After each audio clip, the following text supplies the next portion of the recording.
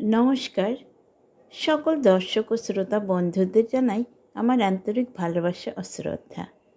আজকের আলোচ্য বিষয় নরেন্দ্রপুর রামকৃষ্ণ মিশনের সেই ছোট্ট কুমারী পুজোর কথা। আপনারা অনেকেই দেখেছেন সোশ্যাল মিডিয়ার মাধ্যমে। তো কিছু জিনিস আমার দারুণ লেগেছে, সেটাই আপনাদের সাথে শেয়ার করতে চলছি। বাসন্তী পূজার অষ্টমী। নরেন্দ্রপুর রামকৃষ্ণ মিশনে তখন কুমারী পুজো চলছে। সেজেগুজে বসা কুমারীকে লাগছে বেশ। হঠাৎ সেই ছোট্ট মা কেঁদে ফেলল। মঠের মহারাজ তখন সব ছেড়ে ছোট্ট আদ্যাশক্তিকে ভোলাতে লাগলেন। দেখতে লাগলেন যাতে তার কোনো রকম অসুবিধা না হয়। শিশুটিকে কিছু খাওয়ার কথা বললে সে তরমুজ দেখালো। মহারাজ তাই দিলেন। এ দৃশ্য আমাকে বড় ভাবালো।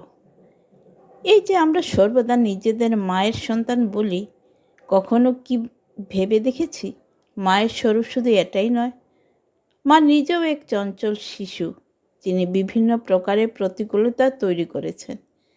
দেখতে চাইছেন আমরা অভিভাবক হয়ে কেমন তার সমাধান করি।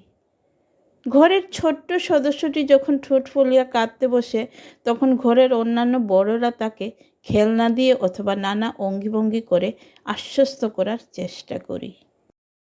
তাতে সফল হলে সেই শিশুটি যখন হাসে, তখন সেই বড়দের মুখেও হাসি আসে, তৃপ্তি আসে। সাধনাও তাই। শিশুসুলভ দেবীকে আমরা নানাভাবে সন্তুষ্ট করতে বিভিন্ন উপাচারের সাহায্য নেই। দেবীর সন্তুষ্টিতে সাধকের সন্তুষ্টি। আবার এই ক্রন্দনরত শিশুকে ভোলাতে গিয়ে বড়রাও বিভিন্ন শিশুসুলভ আচরণ করেন, যাতে তার মুখে হাসি আসে। প্রকৃত সাধকের বহু ক্রিয়াকলাপ শিশুসুলভ হয়। হয়তো সাধারণ মানুষের কাছে সে পাগল, কিন্তু সাধনার এক বিশেষ স্তরে গিয়ে সাধক শিশুসুলভ হয়ে যান।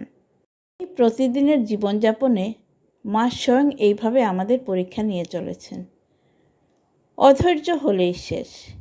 ঠিক যেমন ছোট্ট বাচ্চা দেখতে বড় সুন্দর, কিন্তু যে অভিভাবক তাকে লালন পালন করে সে জানে এর আসল সত্য। পুজো চলাকালীন মহারাজ শিশু কন্যাটিকে ভোলানোই প্রধান মনে করলেন। ওই মুহূর্তে এটাই সাধনা, এটাই উপাসনা, এটাই দেবীর পরীক্ষা। মহারাজ পাশ করে গেলেন। যার পরীক্ষা থেকে স্বয়ং মর্তমহেশ্বর স্বামীজি নিস্তার পাননি, আমরা তো অতি সাধারণ। এই প্রতিদিনের পরীক্ষায় অংশ নেওয়াই আমাদের সাধনা। শুধু দেখার চঞ্চলা মাকে কতটা শান্ত করে কোলে ধরতে পারলাম আমরা। আজকে এই পর্যন্তই বন্ধুরা। ভিডিওটি দেখার ও পাশে থাকার জন্য আপনাদের জানাই অসংখ্য ধন্যবাদ।